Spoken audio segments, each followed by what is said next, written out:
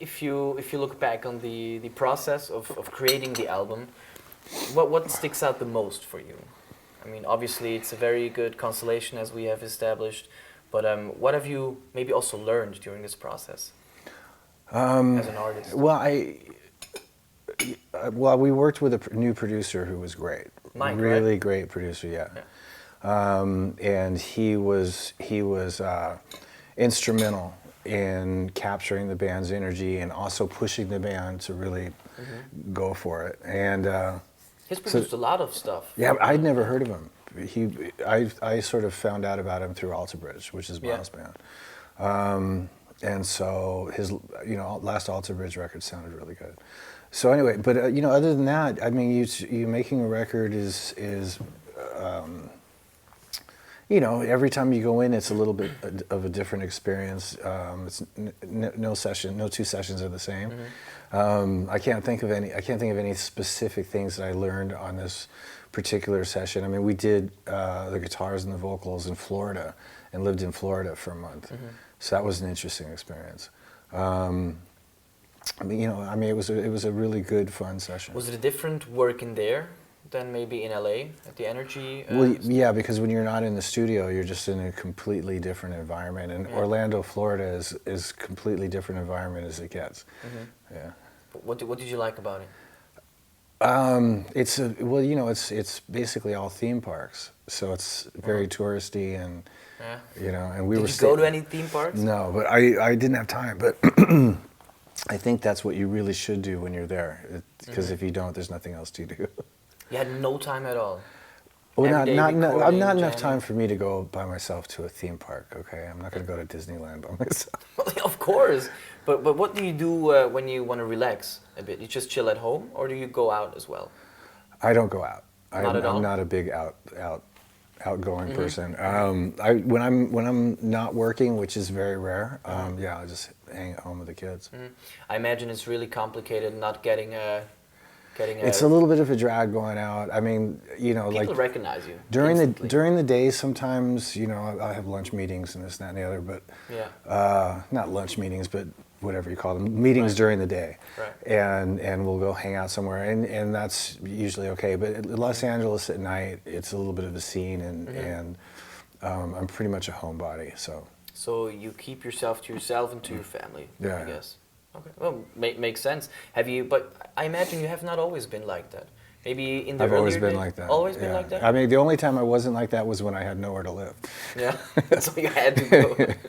Yeah, so I had to comb the scene looking for somebody who would put me up for the night or whatever. Right. Yeah. Do you think back to this time a lot or not at all? No. Not really. I think you have a very special kind of upbringing. I mean, with your mom and your father and the family history, and you moving to LA, originally being born in London and whatnot. I mean, I imagine if I would be in your place, if you look back, it's kind of things turned out like the best they could have, I suppose. You're on top of your game right now. As far as as far as being a musician is concerned and doing what it is I like to do, for the most part, things have turned out all right. Yeah. It's a huge gift. You can travel the world, tour with those musicians you want to. And play. Yeah. Yeah, I mean, I have absolutely no complaints. there's a gig or some gigs with Aerosmith coming up as well, right? This summer, yeah. This summer. July, we're touring in the U.S. That was one of your huge inspirations back in the days. Yeah. When you ditched that girl for her Oh, for you her know music. about Yeah, I read that story and I like it.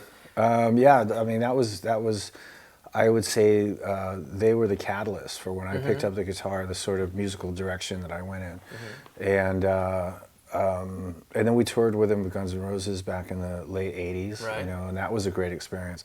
And I've been friends with them, like good friends with them ever since. And so they're sort of like family, Yeah. And it's going to be a lot of fun to sort of reconnect with them and go do sort of a hard rock tour, unlike anything that's going on right now. So. What's it called? Let Rock Rule? Let Rock Rule. Let yeah. Rock Rule. And what's the concept of it? Tell us. That's basically it. Straightforward. Yeah, rock it's and sort roll. of it's sort of self-explanatory. Yeah. Okay. Well, I'll take that. Have you not met anyone who was a childhood hero of yours yet? I mean, As Slash, you probably know I've pretty much, everyone in music I business. think, met everybody that I was really influenced by that's still living. Yeah, Yeah. of course. Next to Aerosmith, who would that be?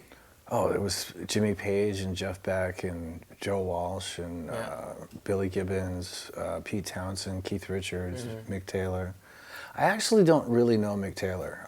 I think No? we've met in passing. But Yeah. anyway, Ronnie Wood, who I'm good friends with, B.B. King. Albert King's no longer with us, so I never got to meet him. I did get to meet Keith Moon, though, who was a hero of mine since I was a little guy, and I was fortunate enough to meet him. Yeah, so I have an endless list of people: Rick Nielsen, Angus Young, Malcolm Young, all those guys. And you have catapulted yourself amongst these people. You're a guitar hero. I wouldn't call it catapulting. It's more like, very gradual climb up there. That's true. Yeah. That's true. But I mean, I'd say probably by the mid '90s, you were a household name. You think? I mean, household name, that's a broad statement. But yeah, I mean, from it's, anyway. It's all good. Sometimes artists don't like to talk about their own success. Yeah. It's funny somehow. You haven't gotten used to it?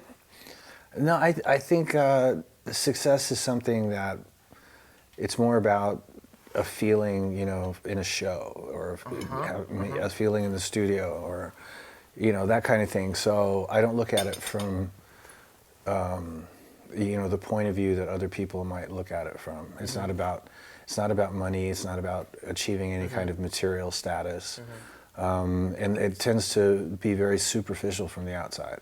Right. So really success is like how enthusiastic people are at a show. You just do your thing. Yeah, And people tend to like it. Or I hope they like it.